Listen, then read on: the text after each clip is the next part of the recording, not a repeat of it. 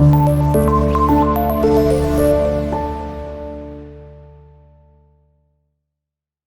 वालेकुम स्टूडेंट्स, कैसे हैं आप सब। उम्मीद है आप सब खैरियत से होंगे। आज का हमारे पास थर्ड टॉपिक है तगलुक डायनेस्टी। तगलुक डायनेस्टी के बारे में पढ़ेंगे। प्रीवियस लेक्चर के अंदर हमने खिलजी के बारे में पढ़ा था, उनकी कंट्रीब्यूशंस के बारे में, और आज हम जो दिल्ली सल्तनत है उसकी बाकी जो डायनेस्टीज़ हैं उनके बारे में पढ़ेंगे कि तगलुक डायनेस्टी के बाद जो नेक्स्ट हमारे पास डायनेस्टी आई थी सैयद डायनेस्टी और लोधी डायनेस्टी, उन्होंने क्या कंट्रीब्यूशन की और ये किस तरह से एंड पर आई। दिल्ली सल्तनत जो हमारे पास थी वो किस तरह से एंड हुई।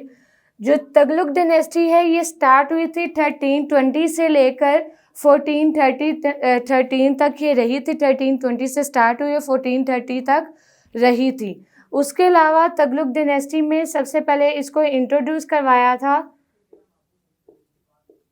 गियासुद्दीन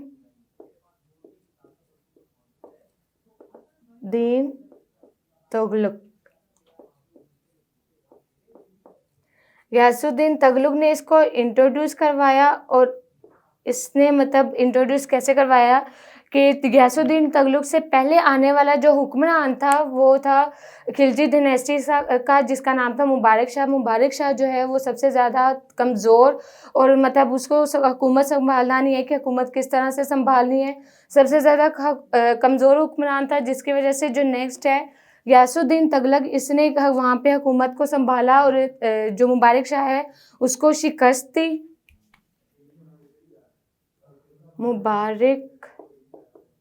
मुबारक Shah, he was the weakest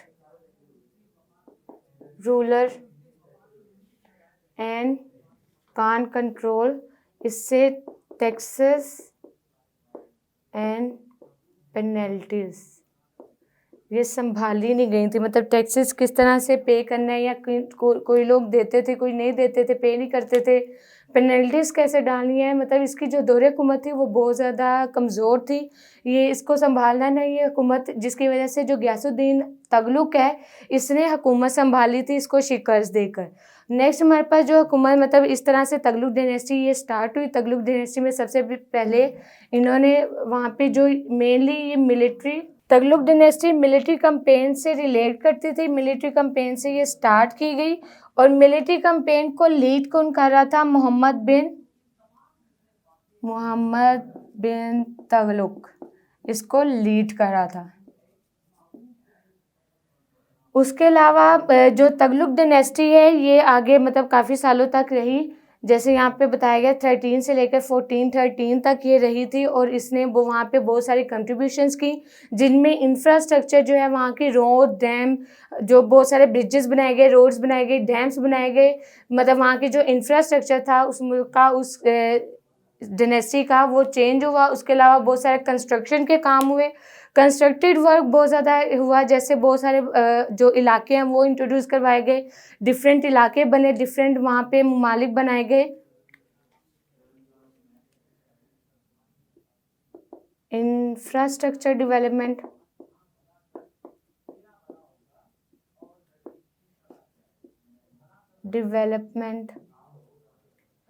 like road, bridges, dam, road. उसके अलावा कंस्ट्रक्टेड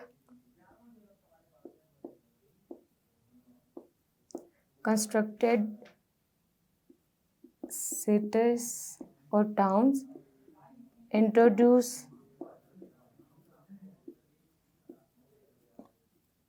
कॉपर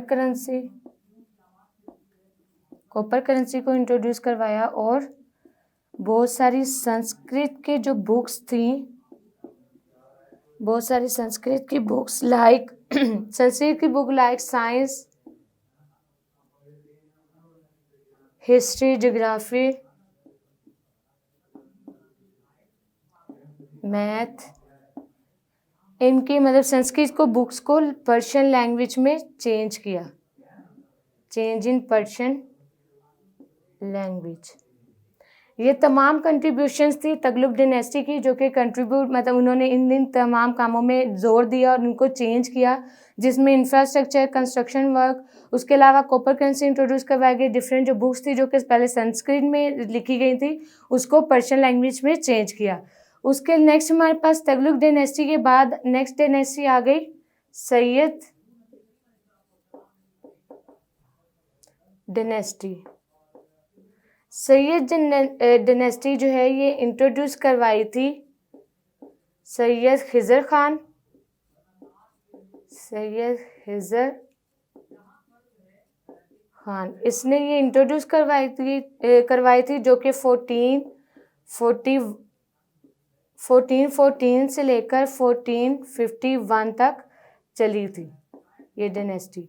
और इस डिनेस्टी में बहुत सारे जो हमारे पास सबसे पहले जो सैयद खिज़र खान था ये वहाँ का मुल्तान का गवर्नर था, जो कि बाद में जिसने हुकूमत संभाली थी और सैयद डिनेस्टी के तौर पर जानी गई थी।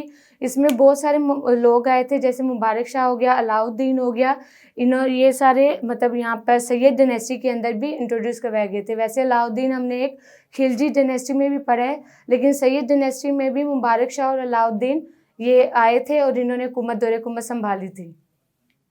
वो वाले नहीं चेंज सैयद डिनेस्टी। उसके अलावा Syed Khizar Khan was the governor of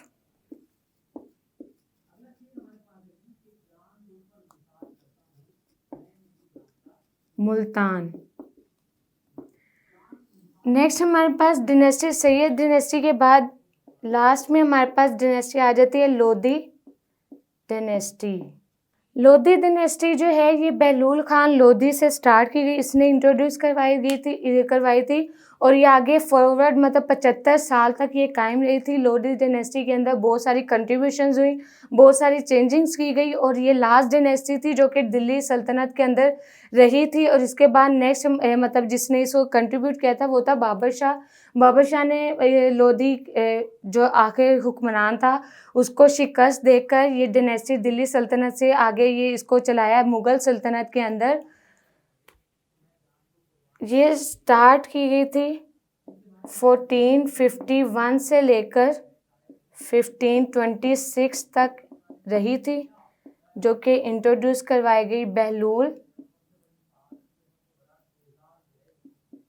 Khan Lodhi ने। बहलूल खान लोधी ने इसको इंट्रोड्यूस करवाया गया और ये अफ़गान डिनेस्टी के तौर पर भी जानी जाती है डिनेस्टी, जो कि 75 ईयर्स तक रही। 75 ईयर्स तक लोधी ने हुकूमत संभाली थी और इसमें बहुत सारी कंट्रीब्यूशंस की, जिसमें हमारे पास इसमें आ जाता है कि इनकी जो डिनेस्टी थी वो पावरफुल डिनेस्टी थी। पावरफुल डिनेस्टी थी और इसमें इसके अंदर जो you have the powerful kingdom and administration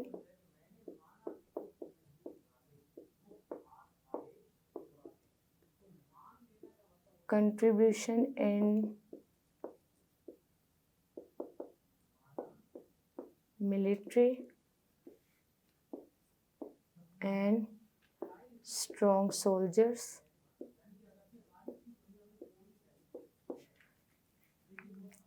ये तमाम जो कंट्रीब्यूशंस हैं ये लोधी डिनेस्टी ने परफॉर्म की थी। वहाँ के इंफ्रास्ट्रक्चर और बाकी चीज़ें बिल्ड करने के साथ साथ, कंस्ट्रक्ट करने के साथ साथ इन्होंने अपनी डिनेस्टी को बहुत ज़्यादा पावरफुल बनाया। वहाँ पे जो किंगडम थी वो पावरफुल थी, उसका एडमिनिस्ट्रेशन वो ज़्यादा पावरफुल थी, जिसकी वजह से ये डिनेस्टी जो है आगे 75 साल तक कायम रही। और आखिर में मतलब ये जो दिल्ली सल्तनत है ये इस तरह से एंड आई कि बाबर शाह जो कि